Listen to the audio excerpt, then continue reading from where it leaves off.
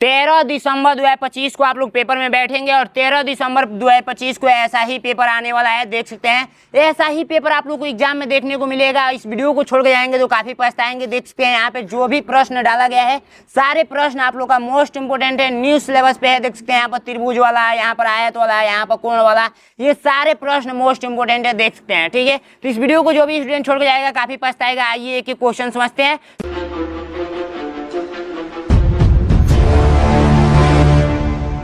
सबसे पहले first page कुछ इस टाइप से मिलेगा। ठीक है, फर्स्ट पेज पे आप लोग से पूछा जा रहा है यहाँ पर रोल नंबर, तो यहाँ पर सबसे पहले अपना रोल नंबर फिल कर देंगे। परीक्षार्थी का नाम पूछा जा रहा है तो यहाँ पर अपना नाम लिख देंगे और परीक्षार्थी का हस्ताक्षर पूछा जा रहा है तो यहाँ पर अपना सिग्नेचर कर देंगे। समय 2 घंटा का मिलेगा इस पेपर को सॉल्व करने के लिए और अधिकतम अंक 100 अंक का होगा ये पेपर। ठीक है, और ये पेपर मार्कशीट पे होता है तो मार्कशीट कैसे फिल करना है हमारे चैनल पे वीडियो मिल जाएगी, तो वहां से आप लोग जाकर देख लेंगे। मानसिक योग्यता के 40 प्रश्न पूछे जाएंगे जो कि 50 नंबर का रहेगा और अंक गणित परीक्षा यानी कि मैथ के 20 प्रश्न पूछे जाएंगे जो कि 25 नंबर का रहेगा और भाषा परीक्षा के आप लोग का 20 प्रश्न पूछा जाएगा यानी कि 25 नंबर का रहेगा। टोटल प्रश्नों की संख्या देखा जाए तो 80 को प्रश्न पूछा जाएगा, 100 नंबर का ये पेपर होगा। आइए स्टार्ट करते हैं। सबसे पहले देखिए भाग 1 आप लोगों से पूछा जाएगा। यहाँ पर देख सकते हैं भाग 1, भाग 2 ऐसे करके भाग 10 तक आप लोग का मेंटल एबिलिटी का क्वेश्चन पूछा जाएगा और एक भाग में आप लोग का 4 प्रश्न रहेगा और काफी इस तरीके से समझाने वाले हैं। कैंची का भी हेल्प के माध्यम से काफी शॉर्टकट मेथड के तरीके से समझाएंगे। ठीक है, तो सबसे पहले भाग 1 को हम लोग पढ़ेंगे। तो भाग 1 में आप लोगों से पूछा जा रहा है कि यहाँ पर ध्यान से देखिए, सबसे पहले भाग 1 हम लोग सॉल्व करेंगे। भाग 1 में जैसे ही आप लोग आएंगे तो यहाँ पर निर्देश ये कहता है ना कि आपको इसमें सबसे अलग आकृति बताना है, यानी कि 3 आकृति एक जैसे हैं और ये एक आकृति भिन्न है तो आप लोग को वही बताना है। देखिए जैसे मैं आप लोगों से पूछूं कि मान लीजिए कि आप लोग का ये त्रिभुज है, ये भी त्रिभुज है और ये भी त्रिभुज है और ये गोला है। मैं पूछूं कि तीनों में सबसे अलग कौन है, तो देखिए ये तीनों एक जैसे हैं और ये सबसे अलग है। ठीक है, तो ऐसे ही इसमें देखिए इसमें सबसे अलग कौन सा आकृति हो जाएगा, तो इसमें देखिए ये भी तीर है, ये भी तीर है, ये भी, यानी कि ये सीधा सीधा रेखा है लेकिन ये टेढ़ा रेखा डाला गया है इसलिए डी नंबर राइट आंसर हो जाएगा। अब देखिए सेकंड क्वेश्चन, भारत, नेपाल, दिल्ली और चीन, इसमें सबसे अलग आकृति कौन सा है, तो भारत आप लोग का देश है, नेपाल आप लोग का देश है, चीन भी आप लोग का देश है लेकिन दिल्ली आप लोग का देश नहीं है, तो ऑप्शन कौन सा हो जाएगा, सी नंबर राइट आंसर हो जाएगा। ठीक है, अब नेक्स्ट देखिए, नेक्स्ट आप लोग का इसमें सबसे अलग आकृति बता दीजिए, तो इसमें सबसे अलग आकृति कौन सा है, तो ध्यान से देखेंगे ये भी त्रिभुज है, ये गोला है, त्रिभुज है, ये गोला है, पैक है, ये पैक है लेकिन ये पैक नहीं है, ये ओपन है, तो बी नंबर राइट आंसर हो जाएगा। अब इसमें सबसे अलग आकृति बता दीजिए, तो ये केला है, गाजर है, सेब है और ये अंगूर है, तो देखिए ये भी फल है, ये भी फल है और ये भी फल है लेकिन ये सब्जी है यानी कि इसको बी नंबर राइट आंसर हो जाएगा। अब आइए भाग 2 पे पहुंचते हैं। काफी तरीके से आप लोग को समझ में आ रहा होगा। भाग 2 में जैसे ही आएंगे तो ये निर्देश पढ़ेंगे तो इस निर्देश से ये कन्फर्म होगा कि इसके जैसे सेम टू सेम आकृति बता दीजिए, इसके जैसे सेम टू सेम आकृति कौन सा है, तो एक क्वेश्चन में पूछूंगी, मैं पूछूंगी बाबू मुझे बता दो कि इसके जैसे कौन सा है, ऑप्शन दे दूं, ऑप्शन दे दूं, मान लीजिए कि मैं यहाँ पे बना देता हूँ। ठीक है, मैं यहाँ पे बना देता हूँ। ठीक है, मैं यहाँ पे बना देता हूँ। ठीक है, तो आप लोग बोलेंगे कि भैया यही दिख रहा है सेम टू सेम, वैसे ही बताना है इसमें। ठीक है, वैसे ही बताना है, इसके जैसे सेम टू सेम आकृति कौन सा है, तो देखिए ऐसे करके ऐसे किया गया है और ऐसे किया गया है, तो ऐसे करके ऐसे और ऐसे, बी नंबर राइट आंसर हो जाएगा। ये भी रॉन्ग है, ये भी रॉन्ग है, ये भी रॉन्ग है। ठीक है, अब आइए नेक्स्ट देखिए आप लोग 6 नंबर, तो 6 नंबर ध्यान से देखेंगे, 6 नंबर सेम टू सेम इसके जैसे बताना है, इसके जैसे, तो इसके जैसे दिख नहीं रहा है आप लोगों को, कौन सा दिख रहा है, कौन सा दिख रहा है बता दीजिए एक बार। आप लोगों का जो राइट आंसर हो जाएगा वो हो जाएगा कौन सा, ये भी नहीं होगा, ये रंग दिया है क्या, रंग दिया है क्या, 6 नंबर क्वेश्चन का राइट आंसर सी होना चाहिए था। ठीक है, तो एक यहाँ पर बना लीजिएगा, इसमें ये आप लोग का थोड़ा सा ये टच करेगा। ठीक है, मिस्टेक हो गया है, तो राइट आंसर आप लोग का कौन सा हो जाएगा, सी नंबर। ठीक है, सी नंबर राइट आंसर। ठीक, नेक्स्ट देखेंगे, नेक्स्ट आप लोग का इसके जैसे सेम टू सेम आकृति बताना है, तो इसके जैसे सेम टू सेम आकृति आप लोग का कौन सा दिख रहा है, बी नंबर। ठीक है, तो बी पे टिक करेंगे। और इसके जैसे सेम टू सेम आकृति, तो इसके जैसे सेम टू सेम आकृति आप लोग का जो दिख रहा है वो दिख रहा है सी नंबर, तो सी नंबर पे टिक करेंगे। ठीक है, तो ऐसे ही आप लोग को एग्जाम में सॉल्व करना है, काफी तरीका से सॉल्व कर लेंगे। आइए भाग 3 पे पहुंचते हैं। भाग 3 भी आप लोगों का काफी अच्छे तरीके से समझ में आएगा, बस इस वीडियो को कंप्लीट देखते रहिए। देखिए इस निर्देश को पढ़ेंगे ना तो इस निर्देश से ये कंफर्म होगा कि यहाँ का टुकड़ा बता दीजिए। जैसे मान लीजिए एक मैं आकृति बनाऊं, जैसे मान लीजिए ये संपूर्ण आकृति है। ठीक है, संपूर्ण आकृति है, अब इसको मैं तोड़ दिया ऐसे 4 हिस्सा में। ठीक है, 4 हिस्सा में। अब यहाँ पे क्वेश्चन में पूछूं ऐसे करके, ठीक है, ऐसे करके ध्यान से देखिएगा, ठीक है। अब मैं पूछूं कि यहाँ का आकृति जो है वो बता दीजिए, ऑप्शन दे दूँ ये और ऐसे और ऐसे और ऐसे, ठीक है। तो आप लोग देख सकते हैं, ध्यान से देखेंगे तो यहाँ पर जब इसको बनाएंगे यहाँ पे ऐसे करके मिलाएंगे तो इसके जैसे कौन सा दिखेगा, ये वाला दिखेगा, ठीक है। तो ऐसे ही इसमें बताना है यहाँ पे कौन सा रखेंगे कि मैच करेगा, तो ऐसे इस आकृति को मिलाएंगे तो राइट आंसर कौन सा होगा, सी नंबर राइट आंसर हो जाएगा, ठीक है। इसमें देखिए सब ऐसे ही एच बना हुआ है, एच और इसमें बीच में से काटा गया है, तो इसको ऐसे कर दीजिए, ऐसे कर दीजिए, ऐसे कर दीजिए, ये एच बना दीजिए, तो राइट आंसर ये नंबर हो जाएगा, ठीक है। अब यहाँ पे देखिए तीर ऐसे मुड़ा हुआ है, ठीक है, ये दोनों एक तरफ, तो ये नीचे वाला इसके तरफ आएगा, तो ये आप लोग का राइट आंसर जो हो जाएगा वो हो जाएगा कौन सा, ए नंबर, ठीक है। अब नेक्स्ट देखिए 12 नंबर, तो 12 नंबर में ध्यान से देखेंगे तो यहाँ पर देखिए ये आप लोग का एक छोटा सा कोष्टक यहाँ पे डाला गया है और इसमें नहीं डाला गया है, तो यहाँ पर इसके जैसे आकृति इसमें ढूंढ देंगे, राइट आंसर हो जाएगा। तो आप लोग का जो राइट आंसर आएगा वो ए नंबर आएगा, ठीक है।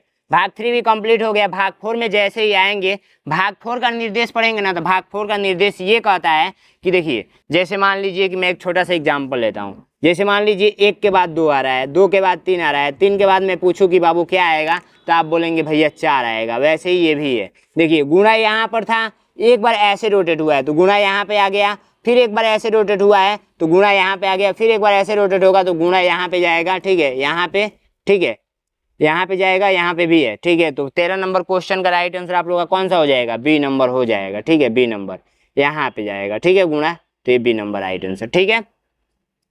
चलिए नेक्स्ट क्वेश्चन देखते हैं। नेक्स्ट क्वेश्चन 14 नंबर देखेंगे, यहाँ पे प्लस है तो ये रोटेट हुआ है तो यहाँ पे आया हुआ है, ठीक है, ये वाला आकृति यहाँ पे आ गया है और ये यहाँ पे चला गया है, ठीक है, और ये थोड़ा और नज़दीक आ गया है, फिर ये वाला यहाँ पे आया हुआ है और ये वाला इधर और ये वाला इधर, ठीक है। तो इस बार कैसा होगा, इस बार आप लोग का जो हो जाएगा वो हो जाएगा 14 नंबर का राइट आंसर कमेंट कीजिए, बी नंबर, ठीक है, बी नंबर राइट आंसर हो जाएगा, ठीक है। नेक्स्ट क्वेश्चन देखेंगे, ये इस साइड में है तो फिर इस साइड में आया है, फिर इस साइड में है तो इस बार किधर जाएगा, ऊपर के साइड में जाएगा, तो राइट आंसर आप लोग का हो जाएगा वो हो जाएगा डी नंबर। 15 का क्या होगा, डी नंबर, 15 का डी।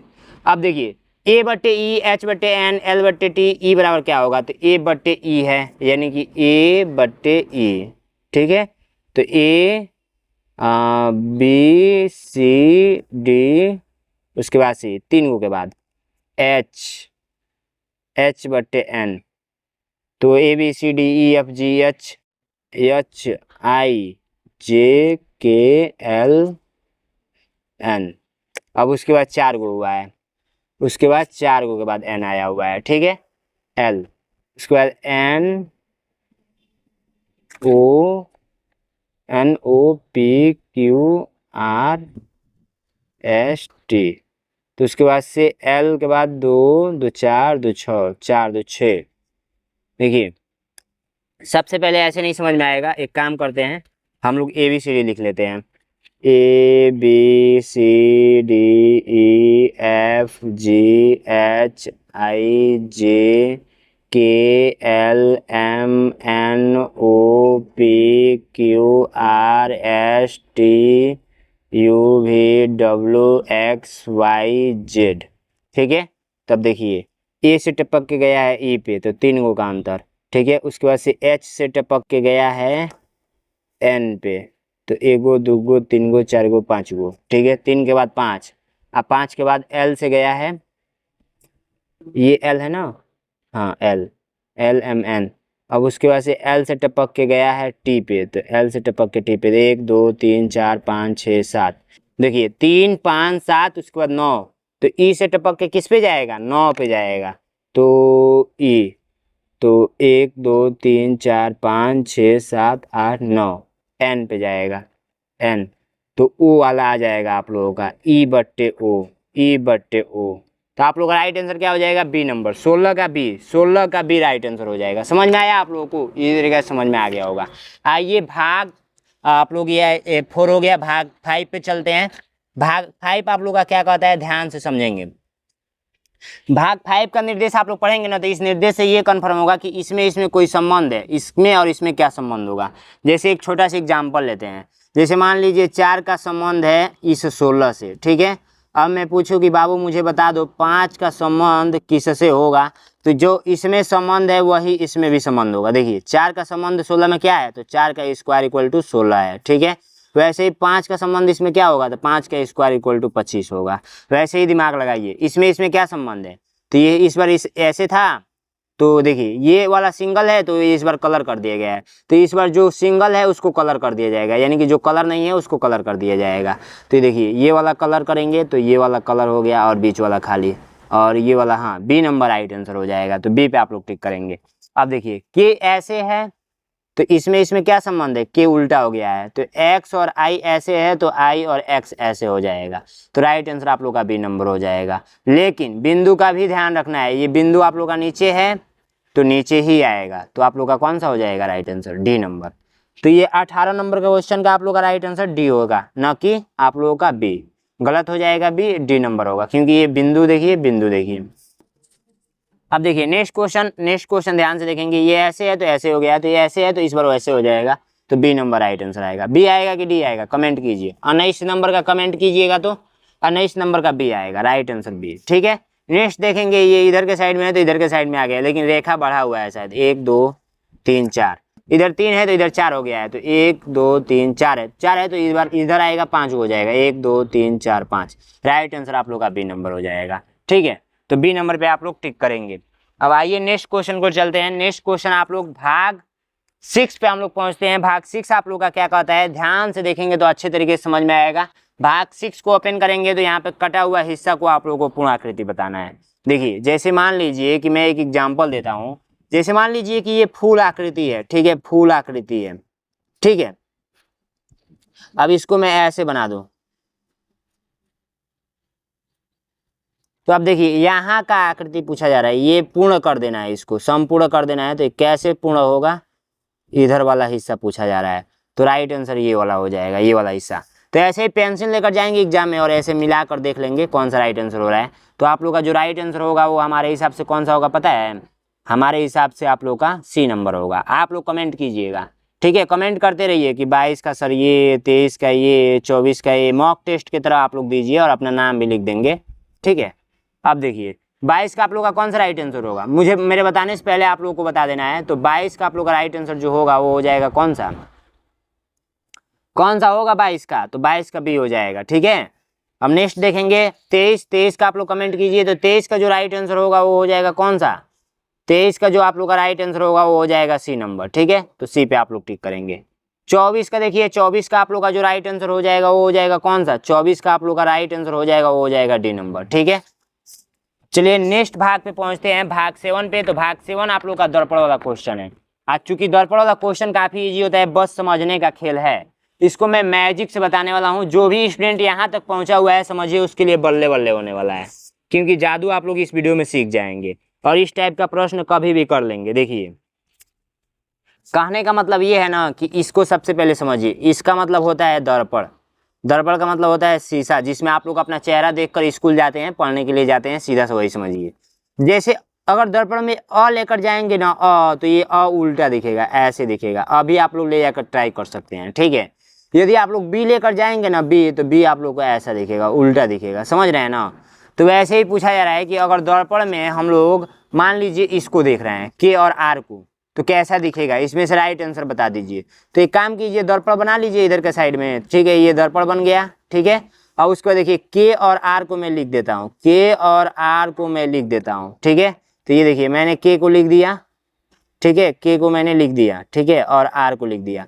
और इसको पेन से दबाते हुए थोड़ा चटक कर लेंगे, ये एक्स और वाई हमने क्या बना लिया, दर्पण बना लिया। अब देखिए दर्पण इस साइड में लगा हुआ है, तो पेपर को ऐसे पलट देंगे, पेपर को ऐसे पलट देंगे। तो देखिए पेपर को मैं ऐसे पलट देता हूँ। ठीक है, अब जो आया है फाइनली, ये जो उगा हुआ है वही आंसर हो जाएगा।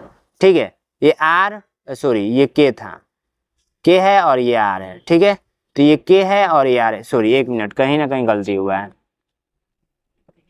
1 मिनट, यहाँ पे हम लोग उगाते हैं। ठीक है, छोटा सा हिस्सा ले लेते हैं। चलो भाई, यहाँ पे देखिए ये दर्पण हो गया। ठीक है, दर्पण हो गया। अब यहाँ पे मैंने के लिख दिया और यहाँ पे मैंने आर लिख दिया। ठीक है, अब इसको उगाते हैं, के और ये आर।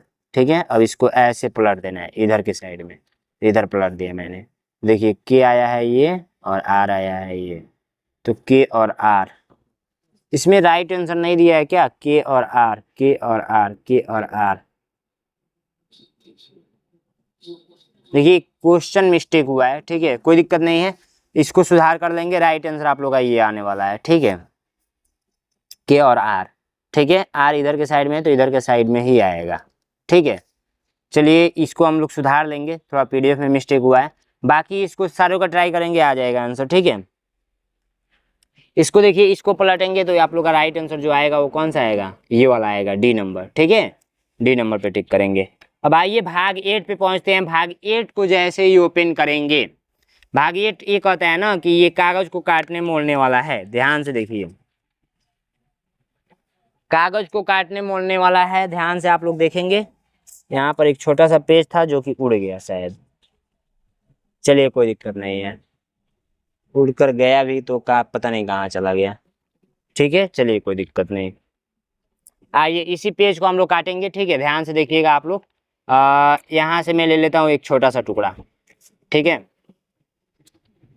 एक छोटा सा मैं यहाँ से टुकड़ा ले लेता हूँ सबसे पहले। तो यहाँ से देखिए एक छोटा सा मैंने टुकड़ा ले लिया, ठीक है, एक छोटा सा मैंने क्या किया, टुकड़ा ले लिया, ठीक है।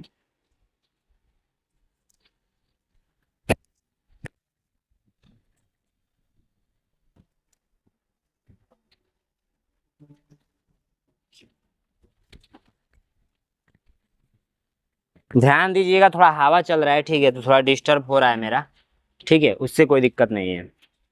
बाकी देखिए वो भी उड़ गया। चलिए एक छोटा सा टुकड़ा दूसरा लेते हैं, तो यहाँ से हम लोग कट करेंगे और यहाँ से हमने एक छोटा सा टुकड़ा ले लिया, ठीक है। अब देखिए इसमें कहने का मतलब ये है ना कि सबसे पहले देखिए कागज को ऐसे मोड़िए, तीर इधर दिया हुआ है तो इधर मोड़ दीजिए, ठीक है, तो इधर मैंने मोड़ दिया, ठीक। उसके बाद कागज इधर का मतलब कि इधर मोड़ दीजिए, तो इधर मैंने मोड़ दिया। अब देखिए दो जगह से कट करना है, एक तो सबसे पहली बात कि ऐसे कट करके उड़ा देना है, और दूसरा ऐसे गोल में कट कर दीजिए और ऐसे गोल में कट कर दीजिए। तो आइए आपके सामने ही कट करेंगे। तो सबसे पहले हम लोग ये वाला हिस्सा कट कर देते हैं, तो ये वाला मैंने कट कर हटा दिया। अब ये वाला गोल में काटना है तो गोल में ये काट देता हूँ, ठीक है, ठीक है।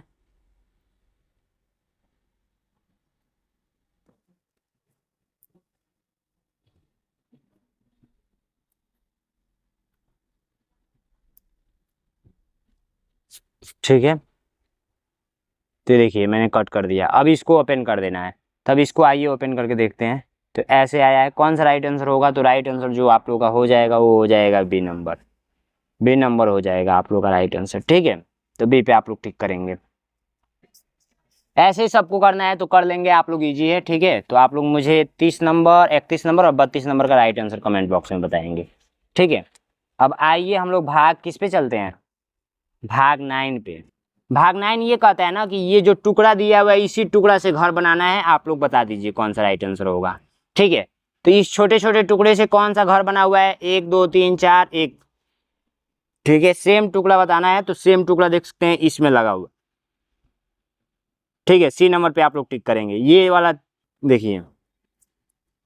और ये देखिए त्रिभुज है, फिर गोला है, फिर एक रेखा है, तो त्रिभुज है, एक गोला है, फिर एक रेखा है, डी नंबर टिक करेंगे। 1 2 3 4 5, 2 2 4 2 6 लाइन से बना हुआ है, तो 6 लाइन से ये बना हुआ है, डी नंबर राइट आंसर। और ये देखिए ये वाला, तो ये वाला आप लोग का बी नंबर हो जाएगा, तो बी नंबर पे टिक करेंगे, ठीक है। अब आइए नेक्स्ट भाग पे चलते हैं, भाग 10 पे। तो भाग 10 का निर्देश ये कहता है ना कि ये आकृति किसी न किसी आकृति में छिपा हुआ है। मान लीजिए ये चोर है, ये चोर किस आकृति में छिपा हुआ है यही बताना है। जैसे मैं एक छोटा सा उदाहरण लूँ, चलिए एक छोटा सा उदाहरण के माध्यम से समझाता हूँ आप लोगों को। एक छोटा सा उदाहरण ध्यान से समझिएगा। मैं बोलूँ कि मान लीजिए कि ये आप लोगों का चोर है, ठीक है, ये आप लोग का चोर है, ठीक, चोर है। अब ऑप्शन दे दूं, ऑप्शन दे दूं, ये मान लीजिए घर है, ये भी घर है, ये भी घर है, ये भी घर है, और इस घर में ऐसे करके छिपा हुआ है लोग। मैं बोलूँ ये कहाँ छिपा हुआ है, तो देख सकते हैं इस घर में छिपा हुआ है।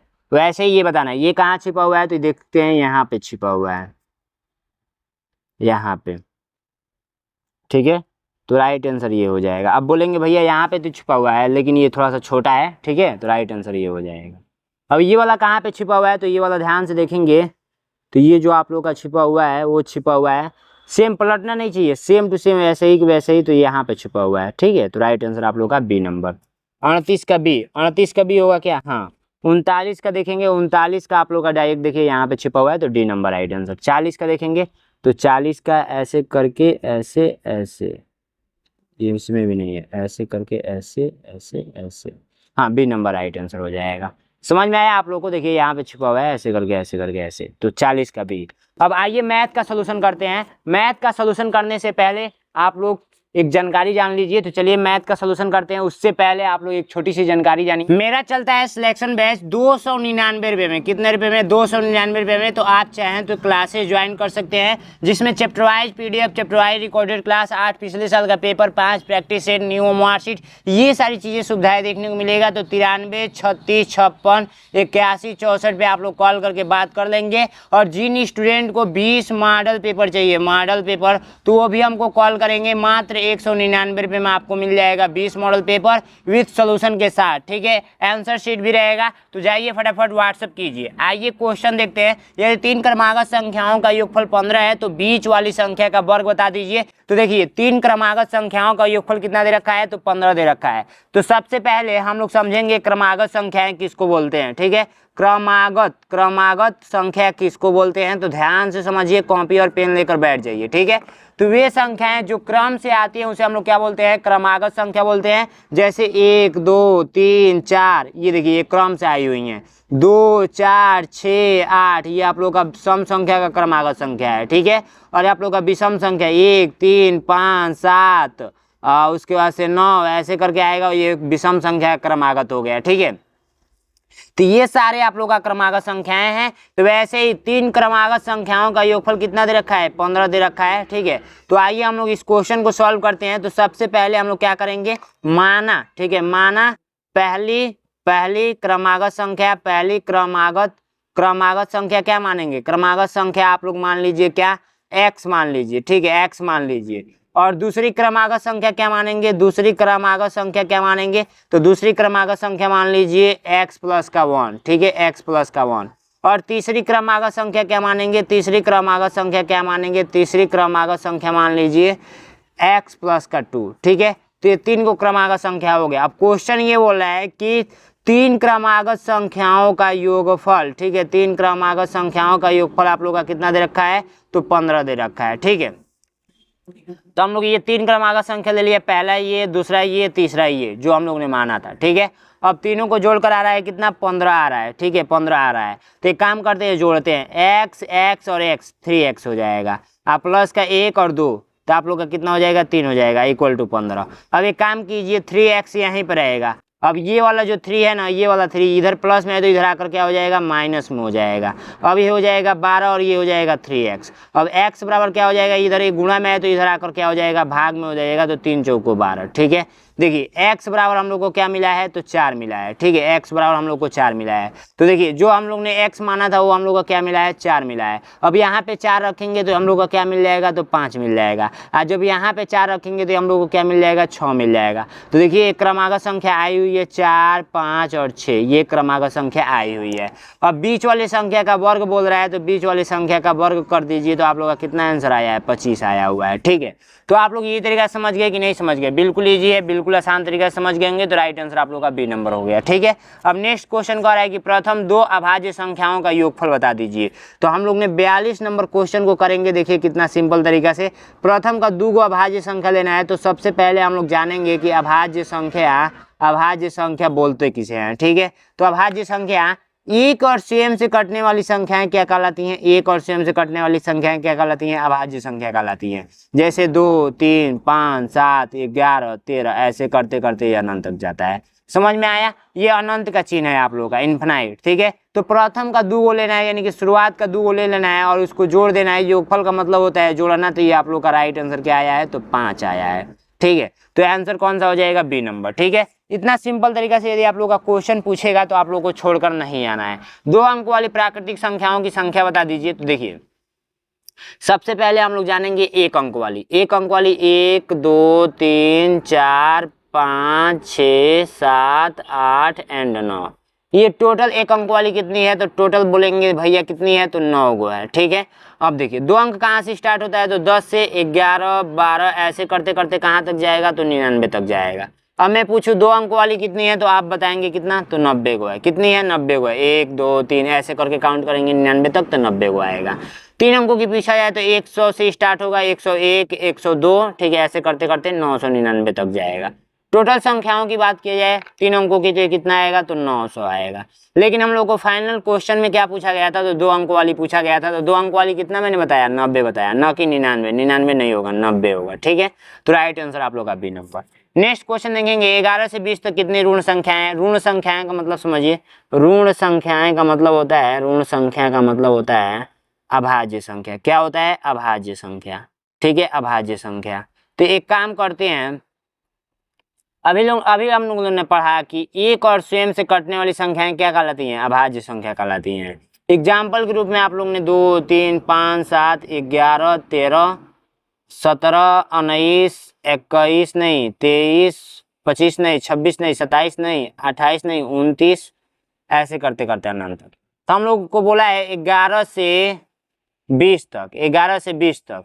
तो हम लोग को इतना ही काउंट करना है। 11 मान लीजिए ये है, 20 यहाँ पे है, तो 20 तो है नहीं, तो 11 1 2 3 4 को है टोटल, तो बी नंबर राइट आंसर। कौन कौन सा होगा, 11 13 17 19, ठीक है। तो ये टोटल काउंट करेंगे तो कितना आएगा, 4 को आएगा, ठीक है। 1 2 3 4, तो 4 पे आप लोग टिक करेंगे। कौन सा राइट आंसर, तो बी नंबर राइट आंसर। आइए नेक्स्ट क्वेश्चन को बढ़ते हैं। नेक्स्ट क्वेश्चन कह रहा है कि नीचे दिया गया दंड आरेख श्याम द्वारा किसी परीक्षा में विभिन्न विषयों में 100 अंकों में से प्राप्त अंकों को दर्शाता है। तो श्याम के विज्ञान में प्रतिशत अंक बताइए। तो श्याम का विज्ञान वाला ये है, तो विज्ञान 80 पे जा रहा है। तो टोटल जो नंबर का पेपर था वो 100 नंबर का था, 80 नंबर पाया है, ठीक है। और ये आप लोग को परसेंटेज में चेंज करने के लिए हम लोग 100 से गुणा कर देते हैं, तो 100 से 100 कट जाएगा। इसका मतलब ये है कि 80% वो क्या पाया है, परसेंटेज पाया है विज्ञान में, ठीक है। तो राइट आंसर 80 हो जाएगा। तो 80 आप लोग को सी नंबर पे दिख रहा है, तो सी नंबर पे टिक करेंगे। आइए नेक्स्ट क्वेश्चन को बढ़ते हैं। नेक्स्ट क्वेश्चन कह रहा है कि वो कौन सी संख्या है जिसे 27 से भाग देने पर भागफल 25 और शेषफल 13 आता है, ठीक है।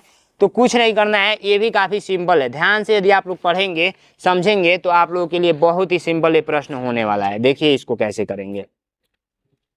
सबसे पहली बात, मैं आप लोगों से एक छोटा सा देता हूं सवाल, वो है 12 में आप लोगों को भाग देना है किससे, तो 5 से हम लोग भाग देते हैं, तो 5 दूना में 10 होता है। तो शेषफल आप लोगों को कितना आता है, तो 2 आता है, ठीक है। अब मैं पूछूं कि ये क्या होता है, तो इसको बोलते हैं हम लोग भागफल। क्या बोलते हैं, भागफल बोलते हैं। इसको हम लोग क्या बोलते हैं, तो शेषफल बोलते हैं, शेषफल बोलते हैं। और इसको हम लोग को क्या बोलते हैं, तो इसको हम लोग भाज्य बोलते हैं, भाज्य बोलते हैं। और इसको हम लोग क्या बोलते हैं, तो भाजक बोलते हैं। इतना बात सारे स्टूडेंटों को पता होगा, ठीक है। अब देखिए हम लोगों से क्वेश्चन क्या बोला है कि वो कौन सा ऐसा संख्या है जिसे 27 से भाग देने पर भागफल 25 और शेषफल 13 आता है। इसका मतलब ये है कि यहाँ का पूछा गया है, क्या पूछा गया है, तो भाज्य पूछा गया है, ठीक है, भाज्य पूछा गया है। अब इसको करेंगे कैसे, अगर मैं बोलूँ कि बाबू यहाँ पे क्या था यही हमें बता दो, इसको मैंने कट कर दिया, तो बताने का तरीका क्या होगा, तो आप बोलेंगे भैया 5 का गुणा 2 में कर दीजिए और इस 2 को जोड़ दीजिए, राइट आंसर आ जाएगा। तो 5 गुणा यदि हम लोग 2 कर दें और इस शेषफलवा को जोड़ दें तो हम लोग को 12 आ जाएगा।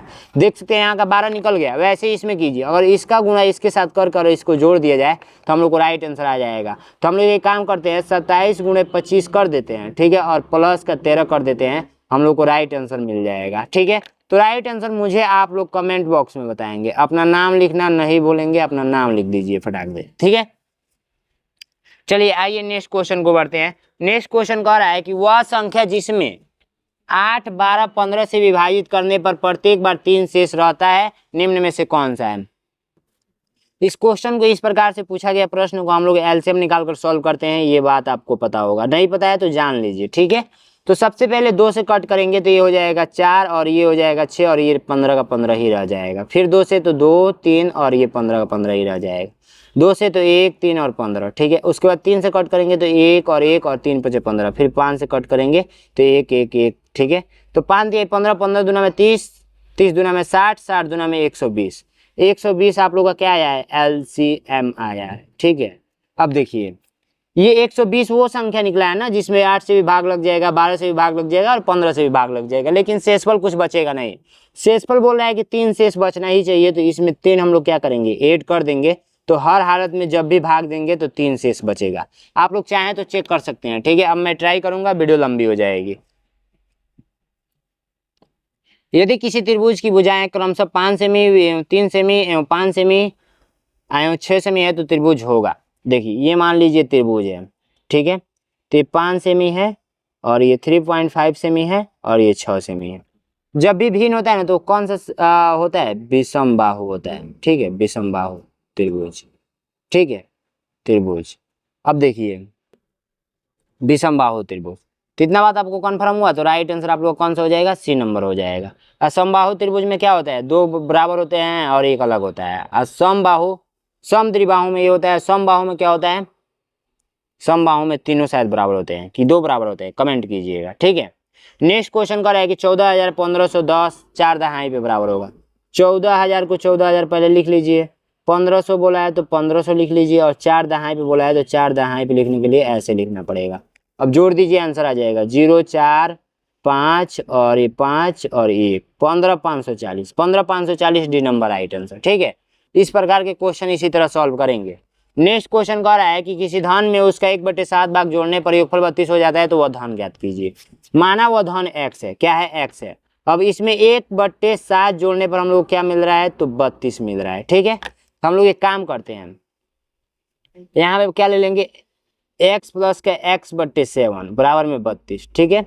अब देखिए ये जोड़ेंगे तो आप लोग का एलसीएम 7 मिलेगा, यहाँ पे कुछ नहीं है तो अब यहाँ पे x प्लस का क्या होगा, 7x प्लस का क्या होगा, x हो जाएगा, अब बराबर में 32, तो हो जाएगा 8x और बट्टे का 7 अब बराबर में 32, ठीक है। अब ये 7 भाग में है तो गुणा में चल जाएगा, तो 8x 32 गुणे 7। अब देखिए 8x, तो x यहीं पर रहने दीजिए, 32 गुणे 7/8, 8 चौको 32 और 7 चौको 28, 7 चौको 28, तो 28 आप लोग का राइट आंसर आया हुआ है, ठीक है। तो ये नंबर राइट आंसर हो जाएगा। अब आइए नेक्स्ट क्वेश्चन को बढ़ते हैं। नेक्स्ट क्वेश्चन क्या कह रहा है, ध्यान से समझेंगे नेक्स्ट क्वेश्चन की ओर। 51 नंबर क्वेश्चन, तो 51 नंबर क्वेश्चन ध्यान से देखेंगे। 51 नंबर क्वेश्चन जो आप लोग का दे रखा है वो दे रखा है क्या, कि 3/4, ठीक है, ध्यान से समझिए 3/4। सबसे पहले क्वेश्चन को मैं लिख लूँ क्या, चलिए क्वेश्चन को मैं यहाँ पे लिख लेता हूँ। 3/4 का 2 सहित 1/2 डिवाइडेड 1 सहित 1/8 का 3 सहित 1/3 का मान होगा।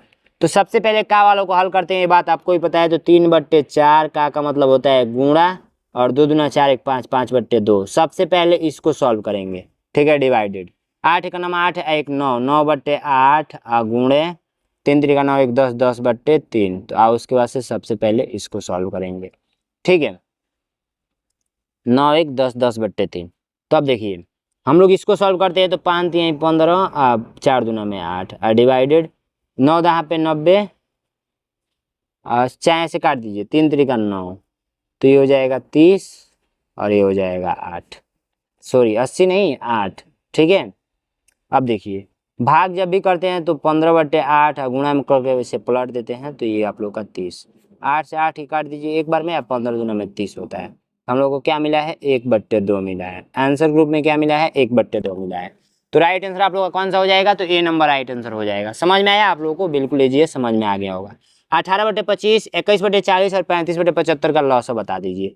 तो जब भी आप लोगों को P/Q के रूप में जब भी निकालना हो एलसीएम और एचसीएफ, एलसीएम और एचसीएफ, तो इसका शॉर्टकट तरीका पता है क्या है, ध्यान से समझिए।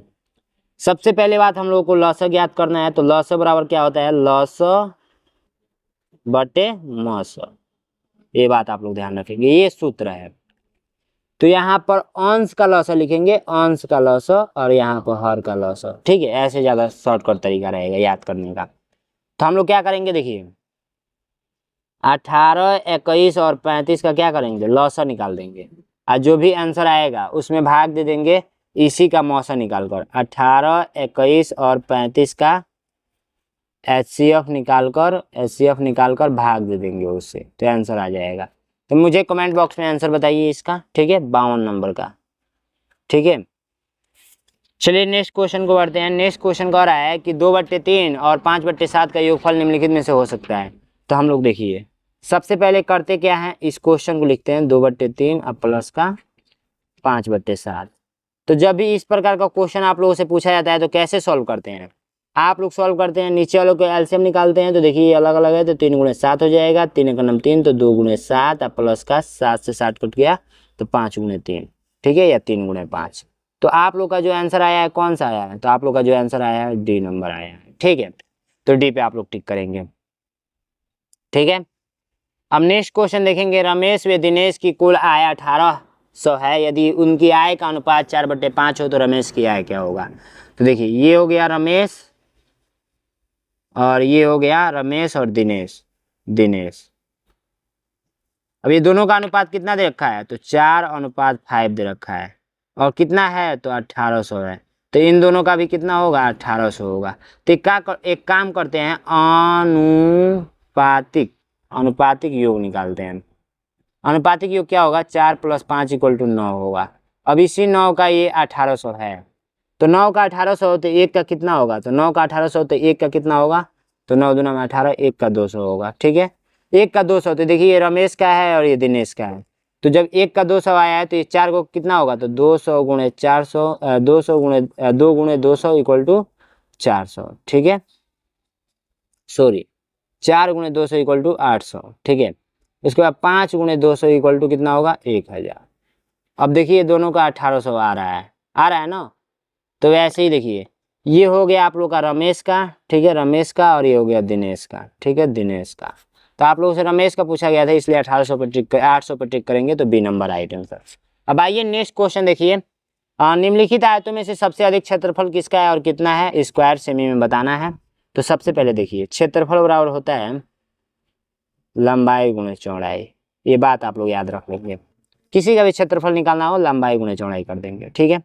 तो सबसे पहला आप लोग का जो ऑप्शन ए है, इसका यदि करेंगे तो 12 गुणे 21 करेंगे, ठीक है। ऑप्शन बी है तो इसका यदि करेंगे तो 18 गुणे आप लोग 14 करेंगे, ठीक है। ऑप्शन सी है तो 16 गुणे 16 करेंगे, और ऑप्शन डी है तो आप लोग क्या करेंगे 17 गुणे 15 करेंगे, ठीक है। तो 12 गुणे 21 करेंगे तो आप लोग का 252 मिलेगा, ठीक है, आप लोग गुणा कर लीजिएगा। 18 गुणे 14 करेंगे तो 252 मिलेगा, और ये जब करेंगे तो 256 मिलेगा, लेकिन ये जब करेंगे तो 17 गुणे आप लोग का 15 है, तो 7 × 5 = 35 का 5 हाथ में है 1, और 5 × 9 = 5, 1 6, और 7 × 9 = 7, और 1 × 9 = 1 5, और 7 × 3 = 10, 3 × 13 = 3, हाथ में है 1 और 2, 235, सॉरी 5, 7 × 5 = 35 का 5, 7 × 5 = 35 का 5, 5 × 9 = 5, 5 3 8, 7 × 9 = 7, 1 × 9 = 1 5, 8 8 7 15 का 5, हाथ में है 1, 255 आया है, ठीक है। तो इसका 255 आएगा, ठीक। अब देखिए सबसे अधिक यही नहीं दिख रहा है 256, यहाँ पे गलत दे दिया है 285। बहुत सारे बच्चे डायरेक्ट देखेंगे सबसे अधिक यही है, अधिक पे टिक कर देंगे, लेकिन गलत हो जाएगा। आप लोग का राइट आंसर जो आया है वो आया है सी नंबर। समझ में आया आप लोगों को, बिल्कुल ईजी है, समझ में आया होगा। अब नेक्स्ट क्वेश्चन कह रहा है कि इसका योगफल बता दीजिए। देखिए इस टाइप का प्रश्न बहुत बार पूछता है, तो आप लोग करेंगे क्या, 7.7 को पॉइंट के नीचे पॉइंट लगा कर लिखेंगे, 7.77, ठीक है। पॉइंट के नीचे पॉइंट लिखाइए, तो ये देखिए इधर है और एक इधर है, पॉइंट के नीचे पॉइंट, तो ये ऐसे करके है और एक इधर है। अब इसको जोड़ दीजिए, जिसके ऊपर कुछ नहीं है 0 ले लीजिए, ठीक है। अब जोड़ दीजिए, 7 7 7 14 का 4, हाथ में आया 1, 14 7 का 14 7 1 22, 22 का 2, हाथ में आया 2, और 7 को 28, 2 30, 30 के 0, हाथ में आया 3, 7 को 28, 28 3 31, पॉइंट के नीचे पॉइंट, ये आंसर आया है कितना, तो आप लोग का डी नंबर राइट आंसर, ठीक है। डी नंबर आप लोग का राइट आंसर आ गया। अब चलिए नेक्स्ट क्वेश्चन को बढ़ते हैं। एक व्यापारी ने 550 रुपए में एक रेडियो खरीद कर उसे 625 में बेच दिया, उसके द्वारा प्राप्त लाभ बता दीजिए। तो खरीदी क्या है, खरीदी आप लोग का क्या है 550 रुपया, और बिक्री क्या है, तो बिक्री आप लोग का है 625 रुपया। तो सीधी सी बात है, यहाँ पर क्या हुआ है, लाभ हुआ है, कितने रुपए का लाभ हुआ है, तो 625, यानी बिक्री में से घटा देंगे क्रय मूल्य को, तो आप लोग का राइट आंसर आ जाएगा। तो कितना आएगा 75 आएगा, आंसर कौन सा हो जाएगा, ए नंबर हो जाएगा। नेक्स्ट क्वेश्चन कह रहा है 4 सहित 1/16 को दशमलव तुल्य में बदलिए। तो 4 सहित 1/16 को बदलना हो तो 4 को 4 ही लिख देंगे आंसर ग्रुप में, ठीक है, और 1/16 में भाग दे देंगे, तो 1/16, तो भाग देंगे नहीं जाएगा, तो 0 पॉइंट लगाएंगे, और पॉइंट लगा के 1 0 बढ़ाएंगे, फिर 1 0 बढ़ाएंगे, नहीं जाएगा, तो आप लोग क्या कीजिएगा, 16 छक्के कितना होता है, 96 बचा 4। अब क्या करेंगे, अपने मन से 16 दूना 32 बच्चा 8, 0 बढ़ा लेंगे, 16 पच्चे 80। अब यही वाला यहाँ पे उतर जाएगा तो 0.625, यही आंसर आ गया। समझ में आया आप लोगों को, A number right answer. Next question कह रहा है कि इनमें सबसे बड़ी भिन्न कौन सी है, तो सबसे बड़ी भिन्न आप लोग बताएंगे, कैसे बताएंगे, 5/8 में भाग देंगे जो आंसर आएगा, 2/3 में भाग देंगे कुछ ना कुछ आंसर आएगा, और 7/9 में भाग देंगे कुछ ना कुछ आंसर आएगा, फिर 3/5 में भाग देंगे कुछ ना कुछ आंसर आएगा, फिर 4/7 में भाग देंगे कुछ ना कुछ आंसर आएगा। जब भी आएगा तो इन सब का तुलना कर लेंगे और जो बड़ा होगा वही बड़ा हो जाएगा। जैसे मान लीजिए ये बड़ा है तो यही बड़ा हो जाएगा, ठीक है। तो आप लोग आंसर मुझे कमेंट बॉक्स में चाहिए 59 का। देखते हैं कितने छात्र बताते हैं, अपना नाम भी लिखना है, ठीक है। अगर आपको नहीं आता है फिर भी कमेंट कर देंगे, नेक्स्ट वीडियो में मैं आपको सभी को पढ़ा दूंगा। निम्न आकृति में x का मान बता दीजिए। तो देखिए x का मान बताना है तो सबसे पहले जानिए ना कि ये जो बिंदु होता है ना, इस पे 360 डिग्री का कोण बनता है, ठीक है। ये मैं आप लोगों को दूसरे पेज पे समझाता हूँ। एक जो बिंदु होता है उस पे 360 डिग्री का कोण बनता है, और एक जो रेखा होता है इस पे कितना बनता है, 180 ऊपर बनता है और 180 नीचे बनता है। तो दोनों मिला कितना हो गया, 360। तब देखिए कितना भी रेखा खींचिए, कितना भी रेखा खींचिए ऐसे, तो ये सगरी का योगफल कितना होगा, 360 होगा, ठीक है। तो हम लोग को दे रखा है 2x + 3x प्लस का x प्लस का 120 इक्वल टू कितना हो जाएगा, 360। अब इसको ऐसे करके जोड़ लेंगे, आ जाएगा आंसर इधर उधर करके। तो सबसे पहले इसको जोड़ दीजिए, तो 3 2 5 1 6, 6x प्लस का 120 अब बराबर में 360। अब देखिए 6x यहीं पर रहेगा और 120 इधर जाकर घट जाएगा, तो ये मिलेगा 240। 6x यहीं पर रहेगा, x यहीं पर रहेगा, और 240 में 240 में हम लोग 6 से भाग दे देंगे, 6 चौको 24, तो x बराबर आप लोग को 40 मिलेगा, आंसर 40। तो आप लोग को राइट आंसर डी नंबर हो जाएगा, ठीक है। अब हिंदी का सलूशन करेंगे, तो आइए हिंदी का सलूशन देखते हैं। तब तक क्या आप लोग अच्छे तरीके से हिंदी का सलूशन कैसे करते हैं ध्यान दीजिएगा। तो आइए हिंदी का सलूशन करते हैं। हिंदी का आप लोग का 20 प्रश्न पूछा जाता है, ठीक है। देख सकते हैं यहाँ पर अनुच्छेद 1 में आप लोग का 5 प्रश्न दिया है, अनुच्छेद 2 में आप लोग को 5 प्रश्न दिया है, अनुच्छेद 3 में आप लोग का 5 प्रश्न दिया है, और अनुच्छेद 4 में आप लोग का 5 प्रश्न दिया है। तो एक एक प्रश्न हम लोग अच्छे तरीके से सॉल्व करेंगे। सबसे पहले इसको पढ़ना होता है, फिर इसका उत्तर देना होता है। तो यहाँ पर देखिए, सफ़ेद गिद्ध प्राय अपने सफ़ेद पंखों और लंबे पंखों के फैलाव कारण आसानी से पहचाना जा सकता है। यह पक्षी ऊंचाई पर उड़ान भरने में माहिर होता है और अधिकतर गर्म और खुले क्षेत्रों में पाया जाता है। युवा गिद्धों में नर और मादा का आकार लगभग समान होता है, किंतु मादा प्राय कुछ भारी होती है, और यह पक्षी अपने घोंसले बनाने के लिए चट्टानों की ऊंचाई या पुराने पेड़ों की ऊंचाई को चुनता है ताकि वह अपने अंडों और बच्चों को सुरक्षित रख सके। गिद्ध अपनी तेज दृष्टि और ऊंचाई से शिकार या भोजन को जल्दी से देख लेता है। इसका उड़ान देखकर आसमान से सुंदर दृश्य बनता है, ठीक है। तो क्वेश्चन ऐसे पूछेगा कि सफ़ेद गिद्ध अधिकतर में पाए जाते हैं, किस में पाए जाते हैं, तो अभी हम लोग ने पढ़ा गर्म और खुले क्षेत्रों में, तो सी नंबर राइट आंसर इसका हो जाएगा, ठीक है। मादा गिद्ध को आमतौर पर खाली स्थान से पहचाना जा सकता है, तो छोटे आकार से कि भारी शरीर से कि सफ़ेद पंजों से कि ऊंचे स्वर से। तो अभी हम लोग ने पढ़ा था कि किंतु मादा प्राय कुछ भारी होती हैं। मादा जो होती हैं, जो इनका मादा जाति है वो क्या होती हैं, भारी होती हैं, यानी जो लिंग है वो भारी होती हैं, ठीक है। तो ये आप लोग का राइट आंसर कौन सा हो जाएगा, ये भारी शरीर से बी नंबर राइट आंसर। गिद्ध घोंसला बनाने के लिए किस स्थान को पसंद करता है। गिद्ध घोंसला बनाने के लिए नदी के किनारे बनाएगा कि झोंपड़ी के किनारे बनाएगा कि ऊंचे पेड़ या चट्टान पे बनाएगा कि खेतों के कोने में बनाएगा। तो हम लोग ने अभी पढ़ा कि ऊंचे पेड़ों या चट्टानों पर बनाएगा, ठीक है। तो आप लोग का बी नंबर राइट आंसर, ठीक है। माहिर के समानार्थी शब्द का चयन कीजिए। माहिर का समानार्थी, समानार्थी का मतलब क्या होता है, समान अर्थ देने वाला, ठीक है।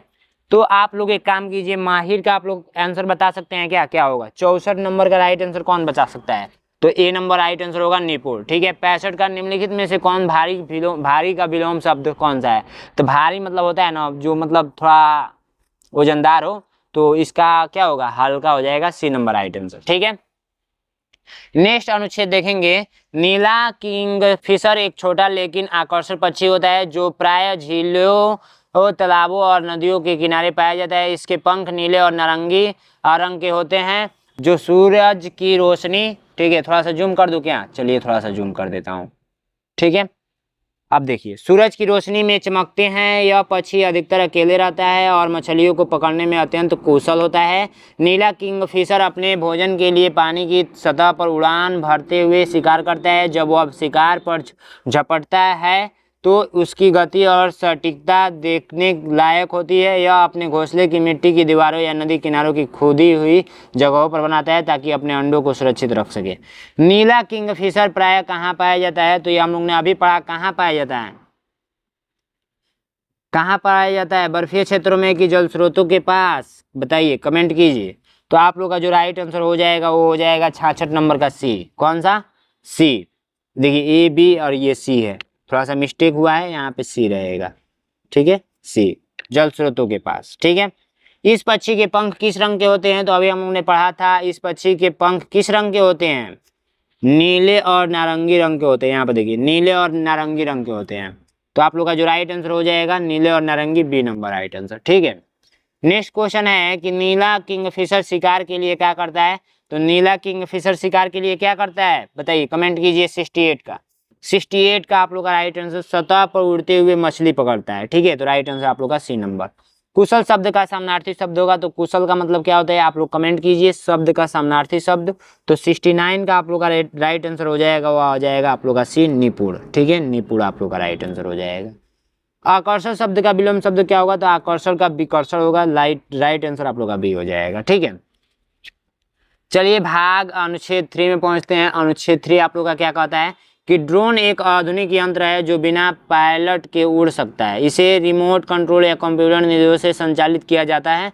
ड्रोन का प्रयोग आजकल विभिन्न क्षेत्रों में बढ़ाता जा रहा है। यह यंत्र तेज उड़ान भर सकता है और दुर्गम क्षेत्रों में पहुंचने की क्षमता रखता है, ठीक है। तो अब देखिए, ड्रोन का उपयोग फोटोग्राफी, निगरानी, आपदा प्रबंध, देखिए ये जो ए है ना, ये नहीं रहेगा, ठीक है, और सैन्य अभियानों में किया जाता है कि कुछ ड्रोन बहुत ही छोटे होते हैं जो घर के अंदर भी उड़ सकते हैं, जबकि कुछ ड्रोन भारी वस्तुओं को उठा सकते हैं। अधिक ड्रोन जीपीएस तकनीक से लैस होते हैं और यह स्वचालित रूप से तय मार्ग पर उड़ सकते हैं। यह बिना थके लंबे समय तक काम कर सकते हैं और इंसानों के लिए जोखिम भरे कार्यों को सरल बना देते हैं। ड्रोन किस प्रकार का यंत्र है, तो ड्रोन अभी हम लोग ने पढ़ा था, ड्रोन एक आधुनिक यंत्र है, ठीक है। तो आप लोग किस पे टिक करेंगे, 71 नंबर का राइट आंसर मुझे कमेंट बॉक्स में बताइए। 71 नंबर का राइट आंसर आप लोग क्या हो जाएगा, सी हो जाएगा। रिमोट संचालित यंत्र है जो कि हम लोग ने अभी पढ़ा था, ठीक है, ये रिमोटों द्वारा संचालित किया जाता है। और ड्रोन का प्रयोग इन कार्यों में किससे नहीं होता है, तो निगरानी, आपदा प्रबंध, भारी ट्रक चलाना, सौंदर्य अभियानों द्वारा। तो देखिए सी नंबर राइट आंसर होगा क्या, आप लोग कमेंट कीजिए। तो आप लोगों का सी नंबर 72 का सी, भारी ट्रक चलाना, ट्रक तो भाई ट्रक नहीं चलाना है इसमें। आधुनिक ड्रोन किस तकनीकी से लैस होते हैं, तो आधुनिक ड्रोन जीपीएस के, बी नंबर राइट आंसर, ठीक है। दुर्गम का समानार्थी शब्द होगा, तो दुर्गम का समानार्थी शब्द क्या होगा, तो जो 74 है उसका राइट आंसर कमेंट कीजिए। तो ए नंबर हो जाएगा कठिन। भारी शब्द का विलोम, भारी शब्द का विलोम आप लोग का हल्का हो जाएगा, ठीक है। नेक्स्ट अनुच्छेद देखेंगे, अनुच्छेद नंबर 4। अनुच्छेद नंबर 4 देखेंगे, रेडियो एक प्रभावशाली माध्यम है जो बिना चित्रों के केवल ध्वनि के माध्यम से जानकारी और मनोरंजन प्रदान करता है। यह आज की दूरी दराज के क्षेत्रों में लोगों के जीवन का महत्वपूर्ण हिस्सा है। जबकि बिजली नहीं होता है, इंटरनेट उपलब्ध नहीं होता, तभी भी रेडियो अपना सेवा देता रहता है। रेडियो के माध्यम से संचार, मौसम की जानकारी, संगीत, शिक्षात्मक कार्यक्रम और सरकारी घोषणाएं प्रसारित की जाती है। यह माध्यम हर उम्र के लोगों को आकर्षित करता है। कुछ रेडियो स्टेशन विशेष रूप से किसानों, छात्रों और महिलाओं के लिए कार्यक्रम प्रसारित करते हैं। यह एक ऐसा यंत्र है जो न केवल लोगों का मनोरंजन कराता है बल्कि उन्हें जागरूक भी करता है। रेडियो किस प्रकार का माध्यम है, तो रेडियो आप लोग का चित्र और ध्वनि दोनों, ठीक है, ये दिया था क्या, आप लोग कमेंट कीजिए। 76 का राइट आंसर केवल ध्वनि माध्यम है, ठीक है। देखिए केवल ध्वनि के माध्यम से जानकारी और मनोरंजन प्रदान करता है। रेडियो का उपयोग इनमें से किस समय अधिक उपयोग होता था? तो रेडियो का उपयोग आप लोग बहुत पहले किया करते थे, जब इंटरनेट या बिजली ना हो तब भी कर सकते हैं। प्रभावशाली का समानार्थी शब्द होता है, तो प्रभावशाली का शक्तिशाली होगा। आप लोग 78 का राइट आंसर कमेंट बताइए, तो बी नंबर राइट आंसर। 79 आप लोग देखिए ध्यान से, तो रेडियो किन किन लोगों के लिए कार्यक्रम प्रसारित करता है? तो केवल किसान के लिए, केवल विद्यार्थी के लिए, केवल महिलाओं के लिए, सभी वर्गों के लिए। तो 79 का डी नंबर राइट आंसर हो जाएगा, सभी वर्गों के लिए। अनुच्छेद में जागरूक शब्द का अर्थ क्या है? तो जागरूक का मतलब क्या होता है? जानकार, राइट आंसर बी नंबर। ठीक है, अब देखिए लास्ट में आप लोगों को क्या होता है ना, यहाँ पे रफ वर्क करने के लिए दिया होता है, कच्चे कार्य के लिए जगह। ठीक है, यहाँ पर देख सकते हैं ये पूरा पेज। ठीक है, तो इस वीडियो को अधिक से शेयर कीजिए, नेक्स्ट पार्ट के लिए कमेंट कीजिए। Thank you so much.